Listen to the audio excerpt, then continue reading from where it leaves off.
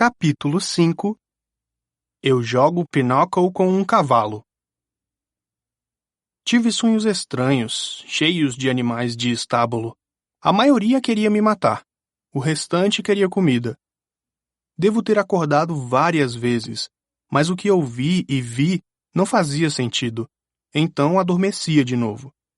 Lembro-me de estar deitado em uma cama macia, sendo alimentado com colheradas de alguma coisa que tinha gosto de pipoca com manteiga. Só que era pudim. A menina com o cabelo loiro encaracolado pairava acima de mim com um sorriso afetado, enquanto limpava as gotas de meu queixo com a colher.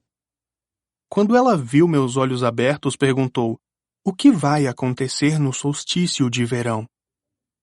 Eu consegui resmungar: "O quê?" Ela olhou em volta, como se estivesse com medo de que alguém ouvisse. "O que está acontecendo? O que foi roubado? Nós só temos algumas semanas." "Desculpe", murmurei. "Eu não..." Alguém bateu à porta, e a menina rapidamente encheu minha boca de pudim. Quando acordei novamente, a menina tinha ido embora. Um sujeito loiro e forte, como um surfista, estava no canto do quarto me vigiando. Tinha olhos azuis, pelo menos uma dúzia deles, nas bochechas, na testa, nas costas das mãos. Quando finalmente voltei a mim de vez, não havia nada de estranho com o lugar ao meu redor, a não ser que era mais agradável do que eu estava acostumado. Estava sentado numa espreguiçadeira em uma enorme varanda, olhando ao longo de uma campina para colinas verdejantes à distância. A brisa tinha cheiro de morangos. Havia uma manta sobre as minhas pernas, um travesseiro atrás do pescoço. Tudo isso era ótimo, mas minha boca me dava a sensação de ter sido usada como ninho por um escorpião. A língua estava seca e pegajosa, e todos os dentes doíam. Sobre a mesa ao lado havia uma bebida num copo alto. Parecia suco de maçã gelado, com um canudinho verde e um guarda-chuva de papel enfiado em uma cereja. Minha mão estava tão fraca que quase derrubei o copo quando passei os dedos em volta dele. "Cuidado", disse uma voz familiar. Grover estava apoiado no gradil da varanda, e parecia não dormir havia uma semana. Embaixo de um braço segurava uma caixa de sapatos. Estava usando jeans, tênis Converse de cano alto e uma camiseta laranja claro com os dizeres "Acampamento Meio Sangue". Apenas o velho Grover, não o menino bode. Quem sabe não tive um pesadelo. Talvez minha mãe estivesse bem. Ainda estávamos de férias e tínhamos parado ali naquela grande casa por alguma razão. E... "Você salvou minha vida", disse Grover. Bem, o mínimo que eu podia fazer... Voltei na colina. Achei que você poderia querer isto." Reverentemente, ele colocou a caixa de sapatos em meu colo. Dentro havia um chifre de touro branco e preto, a base irregular por ter sido quebrada, a ponta salpicada de sangue seco. Não tinha sido um pesadelo. "O Minotauro", disse eu. Percy, não é uma boa ideia." "É assim que o chamam nos mitos gregos, não é?" perguntei. "O Minotauro, meio homem, meio touro." Grover mudou de posição pouco à vontade. "Você ficou desacordado por 2 dias. Do que se lembra?" "Minha mãe, ela está mesmo..." Ele abaixou os olhos. Olhei ao longo da campina. Havia pequenos bosques, um riacho sinuoso, campos de morangos espalhados embaixo do céu azul. O vale era cercado por colinas ondulantes, e a mais alta, bem na nossa frente, era a que tinha o grande pinheiro no topo. Mesmo isso parecia bonito à luz do sol. Minha mãe se fora. O mundo inteiro deveria estar escuro e frio. Nada devia parecer bonito. "Desculpe", fungou Grover. "Eu sou um fracasso. Eu sou o pior sátiro do mundo." Ele gemeu, batendo o pé com tanta força que ele saiu. Quer dizer, o tênis Converse saiu. Dentro estava recheado de isopor. a não ser por um buraco em forma de casco. "Oh, Stige!" murmurou ele. Um trovão ecoou no céu claro. Enquanto ele lutava para pôr o casco de volta no falso pé, pensei, bem, isso resolve as coisas. Grover era um sátiro. Podia apostar que se raspasse o cabelo castanho cacheado, encontraria pequenos chifres em sua cabeça. Mas eu me sentia infeliz demais para me importar com a existência de sátiros ou mesmo minotauros. O importante era que minha mãe realmente tinha sido espremida para o nada, dissolvida em luz amarela. Eu estava sozinho, um órfão, e teria de viver com um Gabe cheiroso? Não, isso jamais iria acontecer. Preferia viver nas ruas. Fingiria ter 17 anos e me alistaria no exército. Faria alguma coisa. Grover ainda estava fungando. O pobre garoto. Pobre bode ou sátiro, ou o que for, parecia estar esperando levar um murro. Não foi culpa sua, disse eu. Foi sim. Eu devia protegê-lo. Minha mãe pediu para você me proteger? Não, mas é isso que faço. Sou um guardião. Pelo menos eu era. Mas por quê? De repente senti uma vertigem, minha visão rodando. Não se esforce demais, disse Grover. Aqui. Ele me ajudou a segurar o copo e eu levei o canudinho aos lábios. Recuei com o gosto, porque estava esperando suco de maçã. Não tinha nada a ver com isso.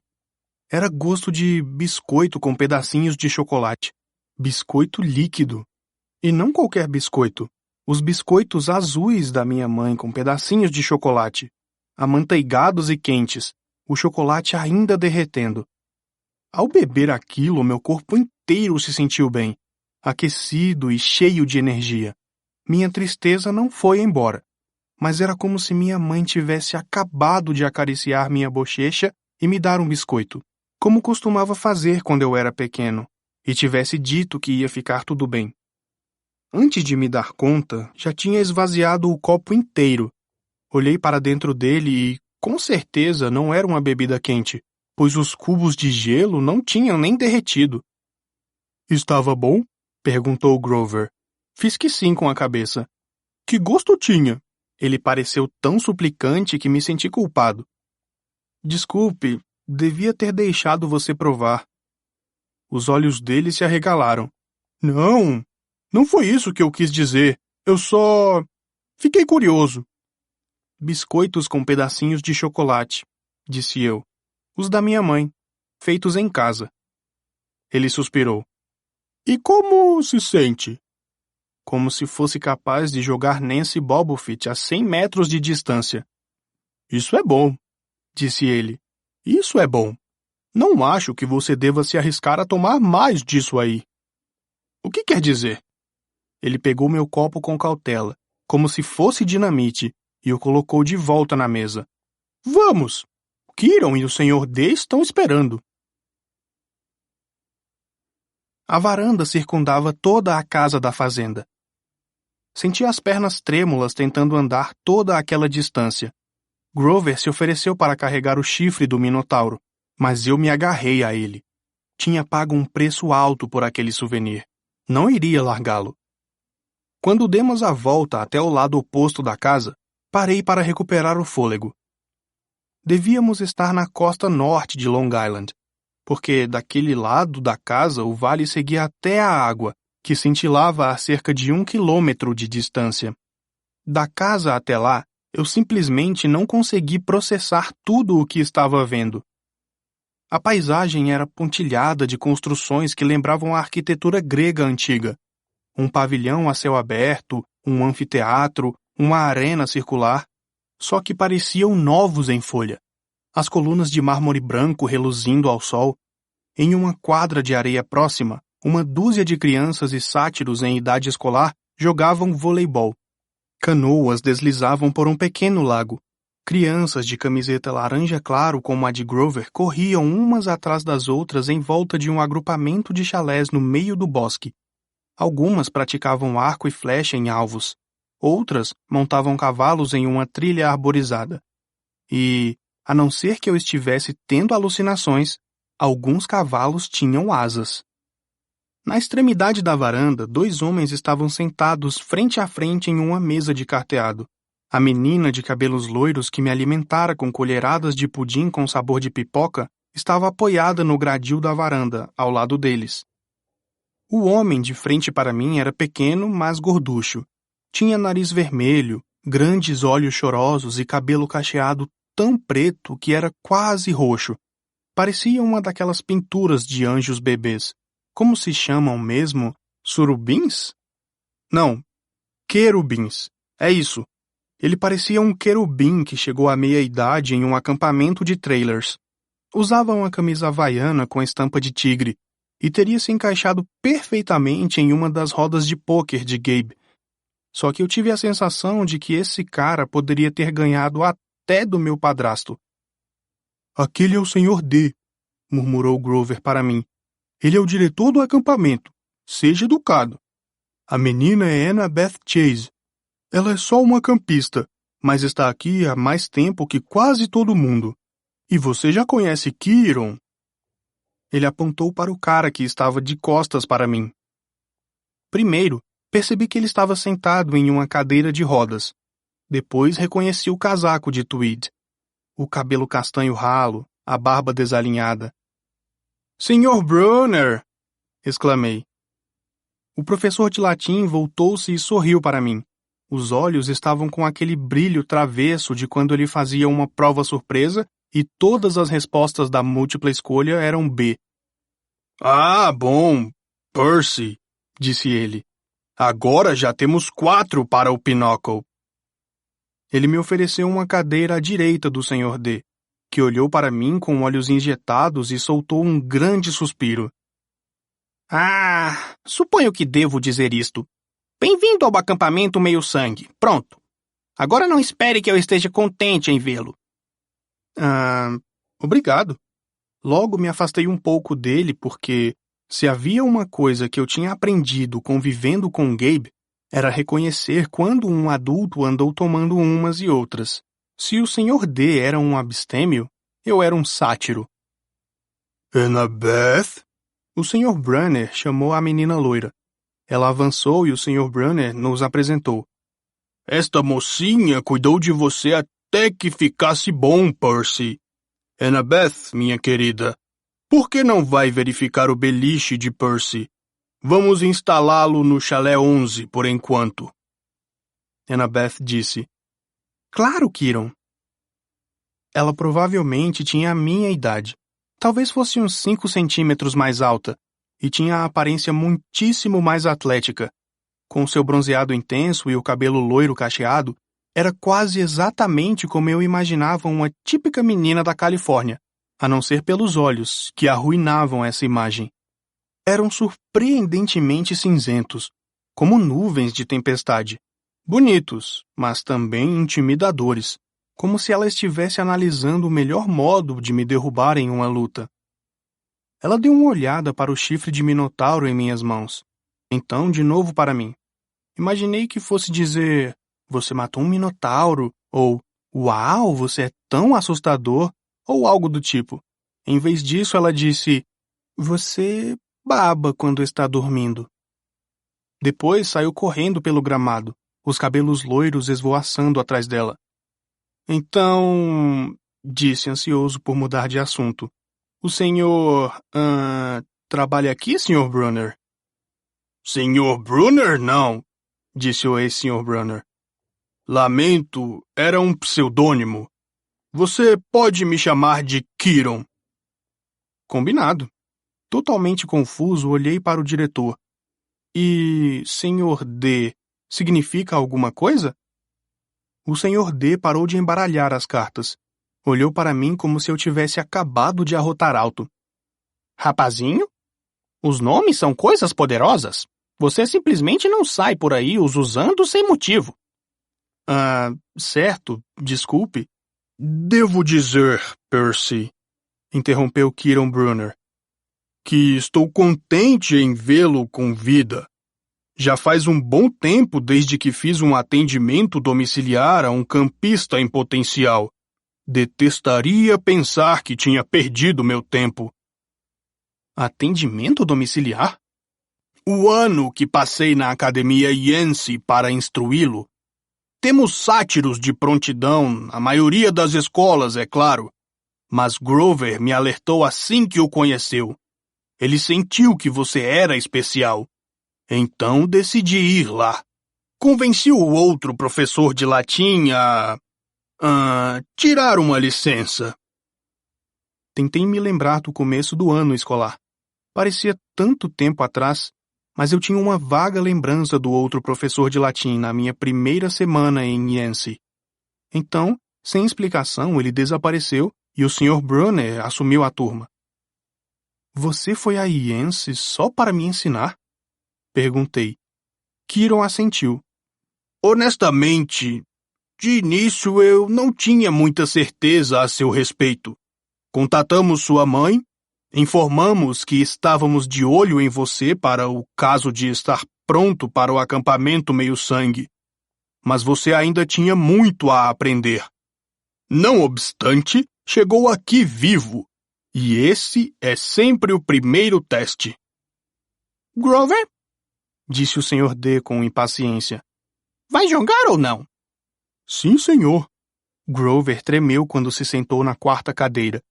Embora eu não soubesse porque ele deveria ter tanto medo de um homenzinho gorducho de camisa havaiana com estampa de tigre.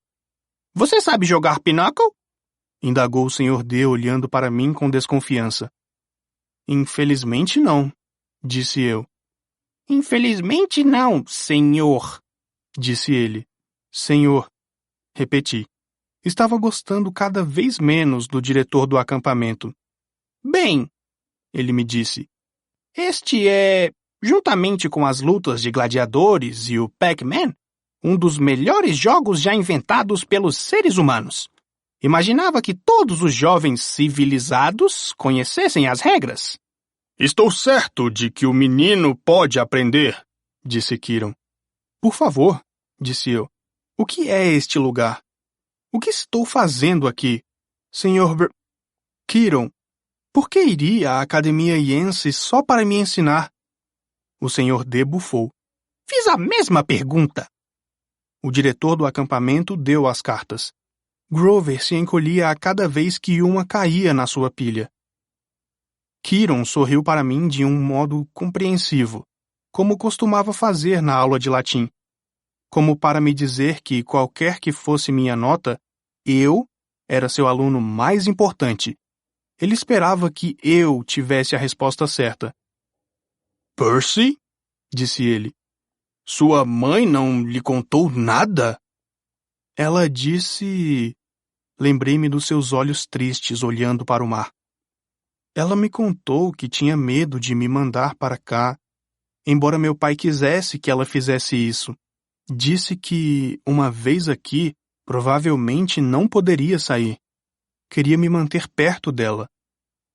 Típico, disse o Sr. D. É assim que eles normalmente são mortos. Rapazinho, você vai fazer um lance ou não vai? O quê? Perguntei. Ele explicou impacientemente como se faz um lance em Pinochle, e eu fiz. Lamento, mas há coisas demais a contar, disse Kiron. Receio que nosso filme de orientação não seja suficiente. Filme de orientação? Perguntei. Não, concluiu Kiron. Bem, Percy, você sabe que seu amigo Grover é um sátiro. Você sabe, ele apontou para o chifre na caixa de sapatos, que você matou o Minotauro. E não é um pequeno feito, rapaz. O que você pode não saber é que grandes forças estão em ação na sua vida. Os deuses, as forças que você chama de deuses gregos, estão muito vivos. Olhei para os outros em volta da mesa. Aguardei que alguém gritasse não, mas tudo o que eu vi foi o Sr. D gritando. Oh, um casamento real? Truco, truco! Ele gargalhou enquanto contava os pontos. Sr. D? Perguntou Grover timidamente. Se não for comê-la, posso ficar com sua lata de Diet Coke? Hein? Ah, está bem.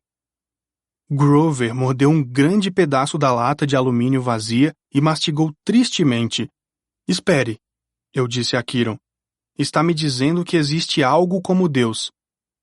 Bem, vamos lá, disse Kiron. Deus com D maiúsculo. Deus. Isso é outro assunto. Não vamos lidar com o metafísico. Metafísico? Mas você estava falando sobre... deuses, no plural. Grandes seres que controlam as forças da natureza e os empreendimentos humanos. Os deuses imortais do Olimpo. Essa é uma questão menor. Menor? Sim, muito.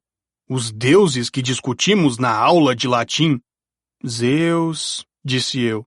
Hera, Apolo, você quer dizer esses. E de novo uma trovoada distante em um dia sem nuvens. Rapazinho, disse o Sr. D, se eu fosse você, seria menos negligente quanto a ficar soltando esses nomes por aí. Mas são histórias, disse eu. São mitos para explicar os relâmpagos, as estações e tudo mais. Era nisso que as pessoas acreditavam antes de surgir a ciência. Ciência? Zombou o Sr. D. E diga-me, Perseu Jackson. Eu me encolhi quando ele disse meu nome verdadeiro, que nunca contara a ninguém. O que as pessoas pensarão da sua ciência daqui a milhares de anos? Irão chamá-la de baboseiras primitivas. É isso que irão pensar. Ah, eu adoro os mortais. Eles não têm a menor noção de perspectiva. Acham que já chegaram tão longe e chegaram, Kiron. Olhe para esse menino e diga-me. Eu não estava gostando muito do Sr. D, mas havia algo no modo como ele me chamou de mortal. Como se ele não fosse. Foi o bastante para me dar um nó na garganta, para sugerir por que Grover estava zelosamente atento às suas cartas, mascando sua lata de refrigerante e mantendo a boca fechada. Percy, disse Kiron, você pode escolher entre acreditar ou não, mas o fato é que imortal significa imortal. Pode imaginar isso por um momento? Não morrer nunca? Existir assim como você é, para toda a eternidade? Eu estava prestes a responder assim sem pensar, que parecia um negócio muito bom, mas o tom de voz de Kiron me fez hesitar. Você quer dizer, quer as pessoas acreditem em você ou não? Disse eu. Exatamente, concordou Kiron. Se você fosse um deus, gostaria de ser chamado de mito? De uma velha história para explicar os relâmpagos? E se eu contasse a você, Perseu Jackson, que um dia as pessoas vão chamar você de mito, criado apenas para explicar como menininhos podem sobreviver à perda de suas mães? Meu coração disparou. Ele estava tentando me deixar zangado, por alguma razão, mas eu não ia permitir que o fizesse. Eu disse, eu não gostaria disso, mas não acredito em deuses. Oh, é melhor mesmo, murmurou o Sr. D. Antes que um deles o incinere. Grover disse, por favor, senhor, ele acaba de perder a mãe. Está em estado de choque. Uma sorte também, resmungou o Sr. D jogando uma carta. Ruim mesmo é estar confinado a esse trabalho deprimente, com meninos que nem mesmo têm fé. Ele acenou e uma taça apareceu sobre a mesa, como se a luz do sol tivesse momentaneamente se encurvado e transformado o ar em vidro. A taça se encheu de vinho tinto. Meu queixo caiu, mas Kiron mal ergueu os olhos. Senhor D, advertiu, as suas restrições. O Sr. D olhou para o vinho e fingiu surpresa. Ora, vejam! Ele olhou para o céu e gritou. Velhos hábitos, desculpe. Mais trovões. O Sr. D acenou outra vez e a taça de vinho se transformou em uma nova lata de Diet Coke. Ele suspirou, infeliz, abriu a lata e voltou ao seu jogo de cartas. Kiron piscou para mim. O Sr. D irritou o pai dele tempos atrás. Sentiu-se atraído por uma ninfa dos bosques que tinha sido declarada inacessível. Uma ninfa dos bosques, repetia ainda olhando para a Diet Coke, como se tivesse vindo do cosmos. Sim, confessou o Sr. D. O pai adora me castigar.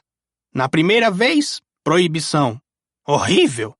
10 anos absolutamente terríveis. Na segunda vez, bem, ela era mesmo linda. Não consegui ficar longe. Na segunda vez, ele me mandou para cá. Colina meio sangue. Acampamento de verão para moleques como você. Seja uma influência melhor, ele me disse. Trabalhe com os jovens em vez de arrasar com eles. Ah, que injustiça! O Sr. D parecia ter 6 anos de idade, como uma criancinha fazendo pirraça. Gaguejei. O seu pai é... De imortales, Kiron, disse o Sr. D. Pensei que você tinha ensinado o básico a este menino. Meu pai é Zeus, é claro. Repassei os nomes começados em D da mitologia grega. Vinho, a pele de um tigre, os sátiros que pareciam estar todos trabalhando aqui, o modo como Grover se encolhia de medo como se o Sr. D fosse seu senhor. Você é Dionísio, disse eu, o deus do vinho. O Sr. D revirou os olhos. Como eles dizem hoje em dia, Grover? As crianças dizem... Fala sério? Sim, Sr. D. Então, fala sério, Percy Jackson. Achou o quê? Que eu fosse Afrodite? Você é um deus. Sim, criança. Um deus. Você. Ele se virou para olhar diretamente para mim, e vi uma espécie de fogo arroxeado nos seus olhos, um indício de que aquele homenzinho reclamão e gorducho só estava me mostrando uma minúscula parte da sua verdadeira natureza. Tive visões divinas estrangulando descrentes até a morte, guerreiros bêbados insanos com o entusiasmo da batalha, marinheiros gritando enquanto suas mãos se transformavam em nadadeiras, os rostos se alongando em focinhos de golfinho. Eu sabia que, se o pressionasse, o Sr. D iria me mostrar coisas piores. Iria plantar uma doença no meu cérebro que me levaria a usar camisa de força pelo resto da vida. Gostaria de me testar, criança? Disse em voz baixa. Não, não, senhor. O fogo diminuiu um pouco. Ele voltou ao jogo de cartas. Acho que ganhei. Não exatamente, Sr. D, disse Kiron. Ele baixou uma sequência, contou os pontos e disse: O jogo é meu. Achei que o Sr. D fosse transformar Kiron em pó em sua cadeira de rodas, mas ele apenas suspirou pelo nariz, como se estivesse acostumado a ser batido pelo professor de latim. Pôs-se de pé e Grover levantou-se também. Estou cansado, disse o Sr. D. Acho que vou tirar uma soneca antes da cantoria desta noite. Mas primeiro, Grover, precisamos conversar de novo sobre seu desempenho para lá de imperfeito nessa missão. O rosto de Grover cobriu-se de gotículas de suor. Sim, senhor. O Sr. D voltou-se para mim. Chalé 11, Percy Jackson. E cuidado com seus modos. Ele se afastou para dentro da casa, com Grover o seguindo arrasado. Grover vai ficar bem? Perguntei a Kiron. Kiron assentiu, embora parecesse um pouco perturbado. O velho Dionísio não está realmente zangado. Ele apenas detesta seu trabalho. Ele foi... confinado à terra, pode-se dizer. E não pode aguentar ter de esperar mais um século antes de ser autorizado a voltar ao Olimpo. O Monte Olimpo? Disse eu. Você está me dizendo que realmente existe um palácio ali? Bem, agora há o Monte Olimpo na Grécia, e há o lar dos deuses, o ponto de convergência dos seus poderes, que de fato costumava ser no Monte Olimpo. Ainda é chamado de Monte Olimpo por respeito às tradições, mas o palácio muda de lugar, Percy, assim como os deuses. Você quer dizer que os deuses gregos estão aqui, tipo, nos Estados Unidos? Bem, certamente, os deuses mudam com o coração do Ocidente. O quê? Vamos, Percy. O que vocês chamam de civilização ocidental? Você acha que é apenas um conceito abstrato? Não, é uma força viva, uma consciência coletiva que ardeu brilhantemente por milhares de anos. Os deuses são parte dela. Você pode até dizer que eles são sua fonte ou, pelo menos, que estão ligados tão intimamente a ela que possivelmente não vão deixar de existir, a não ser que toda a civilização ocidental seja destruída. A chama começou na Grécia, então, como você bem sabe, ou espero que saiba, já que foi aprovado no meu curso, o coração da chama se mudou para Roma, e assim fizeram os deuses. Com nomes diferentes talvez. Júpiter em vez de Zeus, Vênus em vez de Afrodite, e assim por diante. Mas as mesmas forças, os mesmos deuses. E então eles morreram. Morreram? Não! O Ocidente morreu?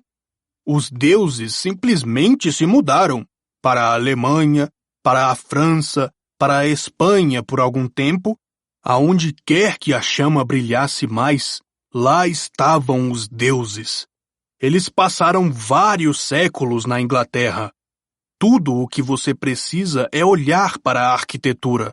As pessoas não esquecem os deuses. Em todos os lugares onde reinaram, nos últimos 3.000 anos, você pode vê-los em pinturas, em estátuas, nos prédios mais importantes. E sim, Percy, é claro que agora eles estão nos seus Estados Unidos. Olhe para o símbolo do país, a águia de Zeus. Olhe para a estátua de Prometeu no Rockefeller Center, para as fachadas dos edifícios governamentais em Washington. Eu o desafio a encontrar qualquer cidade americana onde os olimpianos não estejam proeminentemente expostos em vários locais.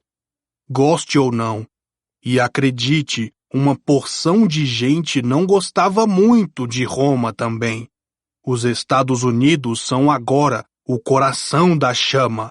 São a grande potência do Ocidente, e, portanto, o Olimpo é aqui, e nós estamos aqui. Aquilo tudo foi demais para mim, especialmente o fato de que eu parecia estar incluído no nós de Kiron, como se fizesse parte do mesmo clube. Quem é você, Kiron? Quem sou eu? Kiron sorriu. Ele mudou de posição como se fosse levantar da cadeira de rodas, mas eu sabia que era impossível. Era paralítico da cintura para baixo. Quem é você? Ele ficou pensativo. Bem, essa é a pergunta que todos queremos ver respondida, não é? Mas, por enquanto, temos de lhe arranjar um beliche no Chalé 11. Ali haverá novos amigos para conhecer, e tempo à vontade para as aulas amanhã. Além disso, haverá guloseimas em volta da fogueira esta noite. E eu simplesmente adoro chocolate. E então ele se levantou da cadeira de rodas, mas havia algo de estranho no modo como fez isso. A manta caiu de cima das pernas, mas elas não se moveram. A cintura foi ficando mais longa, erguendo-se acima do cinto. De início, pensei que estivesse usando roupas de baixo muito compridas de veludo branco, mas à medida que ele foi se erguendo da cadeira, mais alto que qualquer homem, percebi que a roupa de baixo de veludo não era a roupa de baixo, era a parte da frente de um animal, músculos e tendões sob um pelo branco e áspero, e a cadeira de rodas não era uma cadeira. Era algum tipo de recipiente, uma enorme caixa sobre rodas. E devia ser mágica, porque não havia como ela contê-lo inteiro. Uma perna saiu, comprida e com joelho saliente, com um grande casco polido. Depois outra perna dianteira, depois a parte traseira, e depois a caixa ficou vazia.